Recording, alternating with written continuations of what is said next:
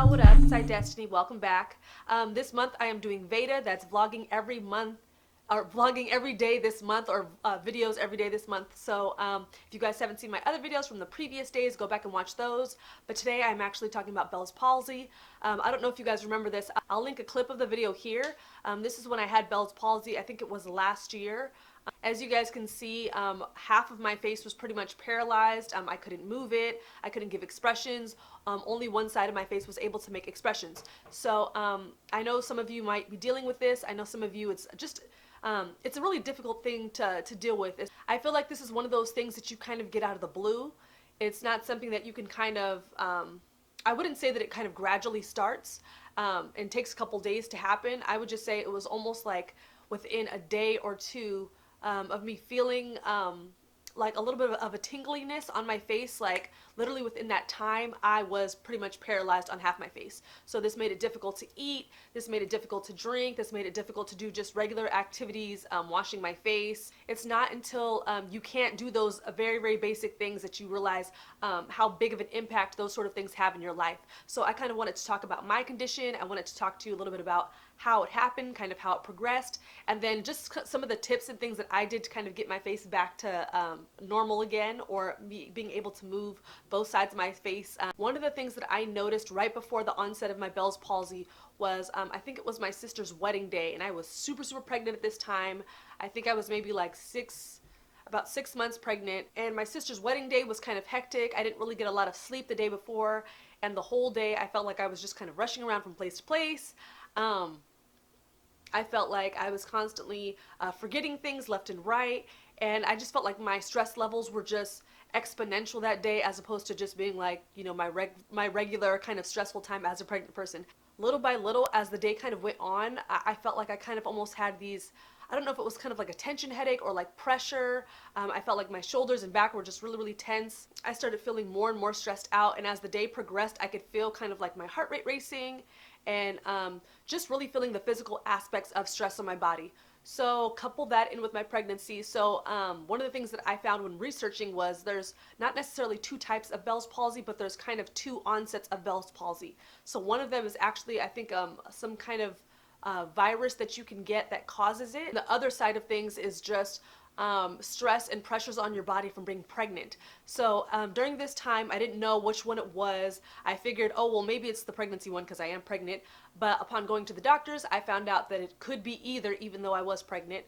So I just started doing a lot of research. I started Googling things. I started jumping on YouTube, really finding videos, learning more about it, and just really not taking what my doctor said at face value, because immediately when I came in, they wanted to immediately give me steroid shots, but the consequence of that was that it would harm my baby. My baby might end up with a cleft palate, and so that was just not a risk that I was willing to take. I was like, you know what, I've lived a good life so far. If I have to live with half my face being paralyzed for the rest of my life so that my baby can be live a normal life, then fine, that's what I'm gonna have to do. So the doctor immediately went to steroid shots and said, you know, this is something that we can do if this is something that you're interested in. So I kind of just said, thank you very much, but I'm going to continue to do my own research. So again, looked at blogs, everything like that. And at this point, this whole side of my face had been completely paralyzed within, I think it was that night upon getting back from the wedding. I went to take a shower. I was washing my face, and I noticed I kept getting soap in my right eye. So I don't know, for those of you that might have Bell's palsy right now, I don't know if yours is more of an intense onset of Bell's palsy or if it's more light. But as you guys know, it's difficult to do things like washing your face without getting soap in your eye, because I mean, for me, my face was paralyzed with my eye actually open.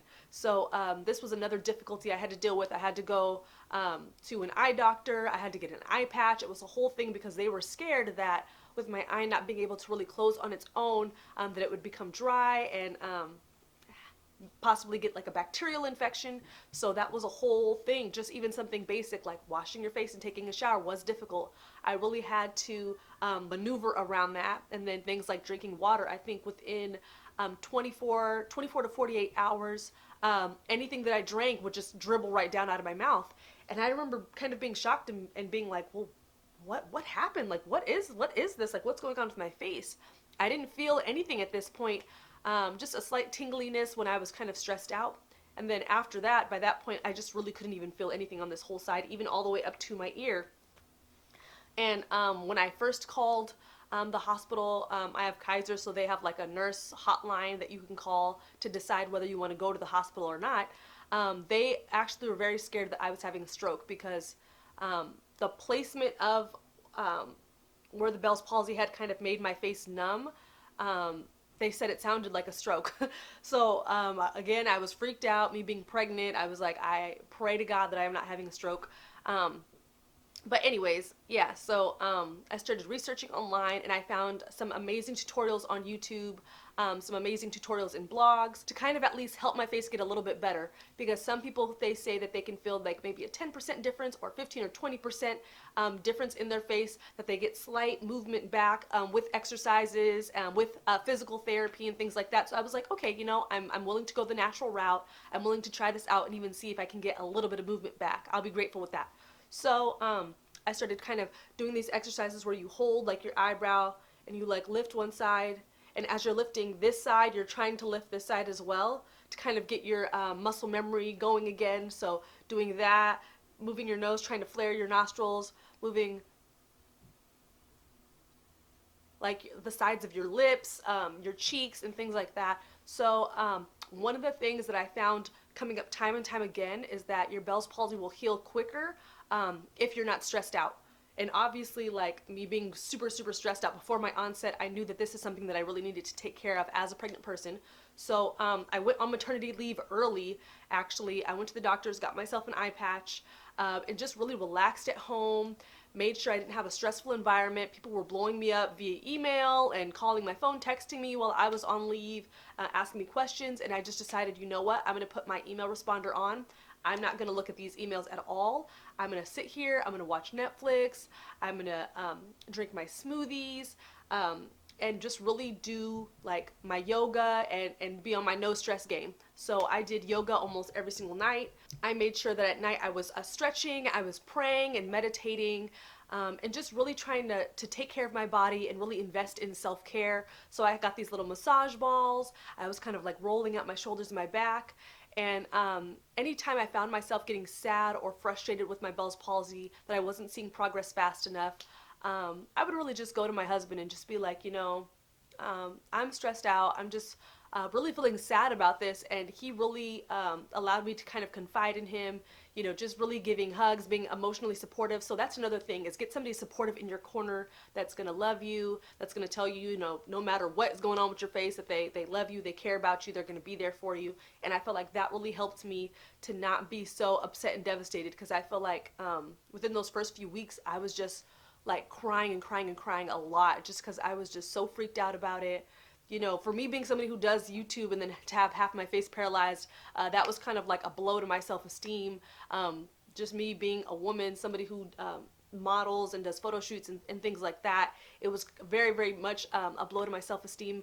But I was like, you know what, if this is how I'm going to be for the rest of my life, I might as well make the best of it. So I just really did things that I love to do. I went and got smoothies, I went and, you know, stretched and did yoga, and just really enjoyed my time not having to be at work, not having to deal with all the BS there, and just really being home in my environment, peaceful, reading books, and just kind of took that route. Along with, I would say like 2 to 3 times a day, I did kind of like facial therapy exercises, really breathing through it, being mindful about it, just being really patient with myself, just doing it more as like a ritual or like a routine, almost like yoga, as opposed to doing the physical therapy to see results. So at first I was very results oriented, but then after a while I was just kind of like, you know what, I'm just doing this more as like a self-care routine thing for me.